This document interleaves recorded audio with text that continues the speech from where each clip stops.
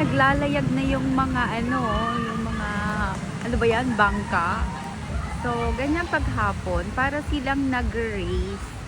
So, ayan siya. Ayan. So, mas maraming nililigo pag pag hapon kasi hindi mainit. And one more thing, mas mainit yung tubig pagdating ng hapon kesa sa umaga. So, na-try ko yan. Ayan, oh, ang ganda guys. Ayan, ganda. Ganda, grabe. Very, nakaka-inlove ang Boracay Island. So, ayan. You must visit Boracay Island, guys. If you are from other countries, you must visit Boracay Island because this is the top #1 beach in the Philippines. So, with white sand, ayan, powdery white sand. Ganyan kadami ang tao paghapon. Ayan.